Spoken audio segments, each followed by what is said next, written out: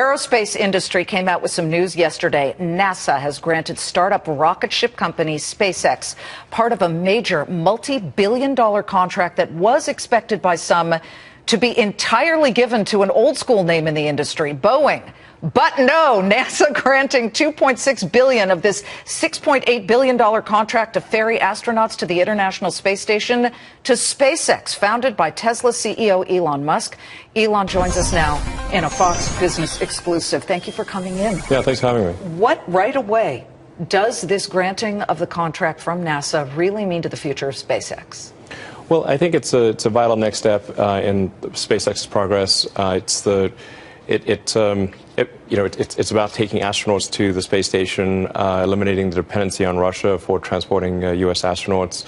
But for SpaceX, it's the next step in the technology we're developing, and it means we've got a key anchor tenant in NASA for as a customer for human transport into orbit. On the screen, we're looking at one of your Dragon capsules. I can remember seeing the original Dragon capsule, what would have been about 2007. And I looked at it and I thought, this guy's nuts. There's no way anybody's getting there. Since then, you have successfully docked it to the International Space Station a couple of times, correct? Yeah. Is that what the astronauts will be ferried in, or are you going to build brand new technology? What you saw was Dragon 1, the initial version of the technology. Where are we now? Dragon 11? 2. Oh. Okay. This is 2. We're going slowly here. Yeah, but it is.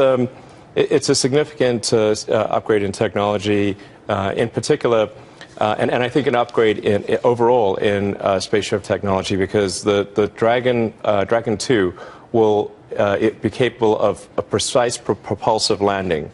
So it'll be able to land anywhere in the world on its thrusters with the accuracy of a helicopter.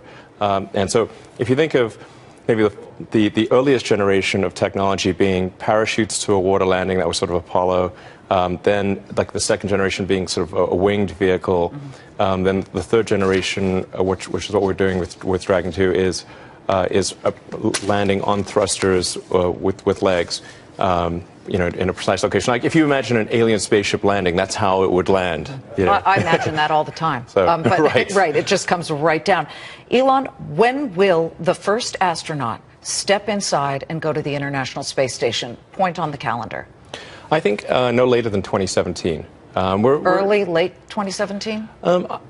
Well, our internal schedule calls for late 2016, but the nature of complex projects is they often take longer than expected. So I would imagine mid-2017 is the most likely point.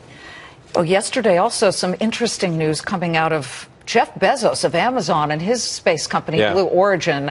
Who knew he had I knew he had one because I've covered you guys, and we call you the Space Cowboys, etc. But you look at the news, and he's going to be banding together with Boeing and Lockheed to create an engine for Boeing's, I guess, Atlas rocket. The three of them have pretty deep pockets. Did you worry about that and say those three banded together could crush SpaceX?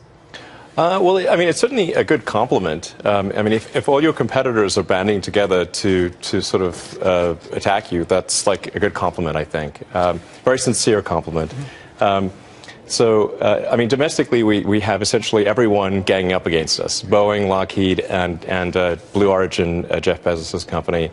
And then on the international front, we battled the Russians, and Putin announced several months ago that he was going to add $30 billion to the Russian space program, in part to compete against SpaceX.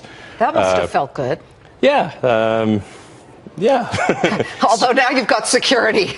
Lots more security. Putin's coming after you. Yeah, exactly. And then on our European competitor, Ariane, which is several European countries banding together, they've actually... Their Ariane 6 rocket is specifically geared towards competing with SpaceX, and they're even waiving country-by-country production requirements, because normally they piece out the parts of the rocket to various countries according to contribution. This is all great for you guys. I had a good-spirited conversation with my coworker Stuart Varney this morning, where I said you're a job creator, and he said you're addicted to government money because you're getting the NASA space contract, and then of course with the Gigafactory you're getting tax breaks of about $1.3 billion from the state of Nevada. I think it's great. I think I look at this and I say, don't we want to keep these companies, and then they create jobs?